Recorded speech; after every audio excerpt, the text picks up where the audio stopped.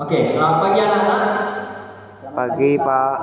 Oke, sebelum kita mulai pembelajaran kita pada pagi hari ini, Bapak harap kita berdoa dulu dalam nama Bapa dan Putra dan Roh Kudus. Amin. Amin. Sebelum kita masuk ke pembelajaran, Bapak absen dulu ya. Oh ya, lupa. Apa kabarnya? Dahsyat, ajaib, wow, luar biasa. Luar biasa. Oke, sekarang kita akan belajar mata pelajaran IPS. Bapak angkat tema yaitu menjaga lingkungan tetap hijau. Nah, sebelumnya Bapak akan menjelaskan lingkungan itu apa. Lingkungan itu adalah tempat kita untuk berinteraksi, tempat kita di mana kita mau pergi pasti namanya lingkungan. Selanjutnya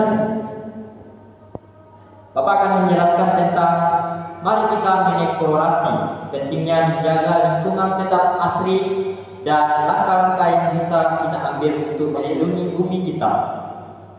Yang pertama, lingkungan hijau. Jadi Bapak akan menjelaskan lingkungan hijau.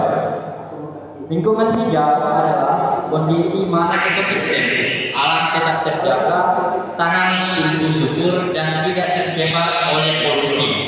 Ini adalah lingkungan yang sehat, seimbang dan mendukung kehidupan. Sebagaimana tugas kita sebagai murid atau siswa, misalkan di lingkungan kita banyak sampah, apa yang kita lakukan? Membuang sampah kepada tempatnya. Jadi supaya lingkungan kita hijau, mari kita merawat, mari kita melindungi dan supaya kita nyaman untuk tinggal. Selanjutnya, mengapa lingkungan hijau penting? Di sini kita dituntut untuk mengapa lingkungan hijau penting. Lingkungan hijau berperan penting dalam menjaga keseimbangan ekosistem. Dengan lingkungan yang hijau, kualitas udara dan air membaik, biodiversitas terjaga, dan masyarakat dapat hidup lebih sehat. Kita sebagai siswa, misalkan nih, kalian di lingkungan itu banyak sampah, banyak kotoran-kotoran. Apakah kalian nyaman untuk tinggal atau ada di posisi lingkungan tersebut? Saya rasa kalian tidak nyaman karena posisi atau tempat tinggalnya mencakup kebanyakan banyak yang namanya sampah dan kotoran.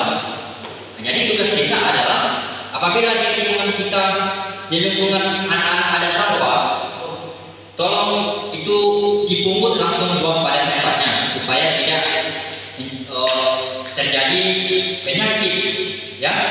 Selanjutnya, prinsip Gordon. Jadi prinsip Gordon menekankan menggunakan sumber daya yang bijak, pengurangan limbah dan mendukung sumber daya yang berkelanjutan. Prinsip ini membantu kita hidup lebih harmonis dengan alam. Sebagaimana di sini kan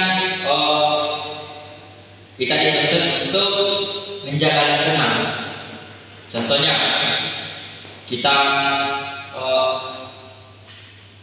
tanam pohon untuk menjaga atau melestarikan lingkungan kita. Selanjutnya, daur ulang dan kurangi limbah. Daur ulang dan kurangi limbah adalah cara sederhana untuk melindungi lingkungan dengan mendaur ulang. Kita bisa mengeliminasi sampah yang berakhir di tempat pembuangan akhir dan menghemat sumber daya.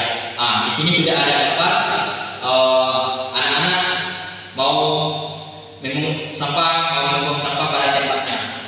Mereka mau melakukan pendauran ulang. Jadi sampah-sampah yang bisa dibuat atau didaur ulang itu sangat berfungsi. Contohnya kalau misalnya ada di lingkungan kalian sampah botol aqua, nanti anak-anak kalian ambil botol aqua itu jadikan dia sebagai tong sampah, jangan buang pada tempatnya.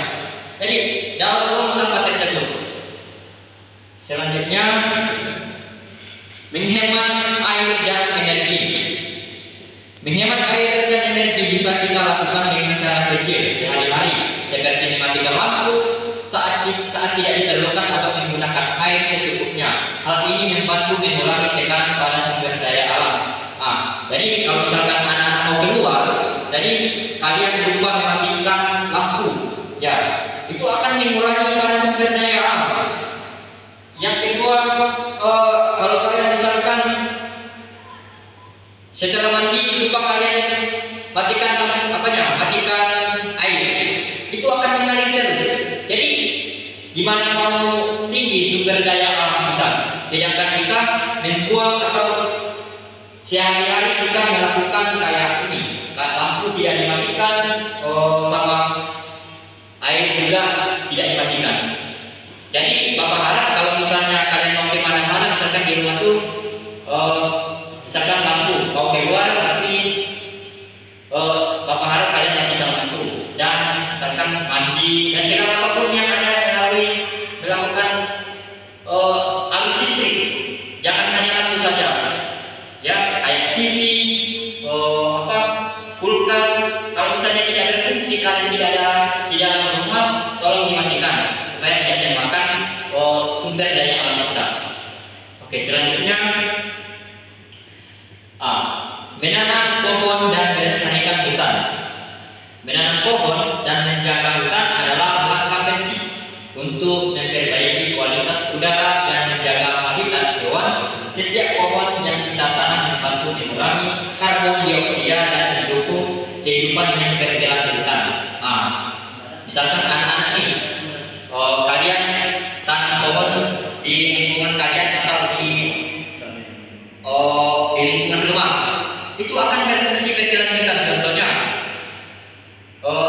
rumah kalian akan baru, kalian bisa istirahat dan kalian bisa nyaman tempatnya, menempati.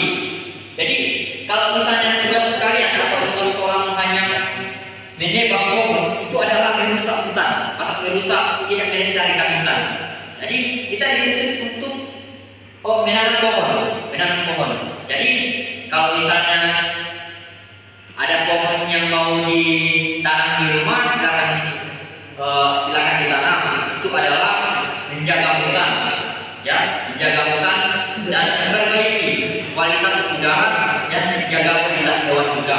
Contohnya nih, kalian tanam pohon, terus ada hewan yang bisa menempati pohon tersebut, dia akan terlindungi. Jadi kalau misalnya orang nebang pohon, gimana mau misalkan burung nih, pohon yang ditebang biasanya di situ akan kebanyakan burung. Tapi kalau misalnya manusia tebang, terus hewannya mau tinggal di mana? Selanjutnya, peran masyarakat dan pemerintah. Masyarakat dan pemerintah perlu bekerja sama dalam menjaga lingkungan. Kebijakan yang mendukung pengelolaan sampah, regulasi tentang polusi, dan program penghijauan bisa menciptakan dampak positif. Misalkan anak-anak nih, di pemerintah ada program untuk gotong royong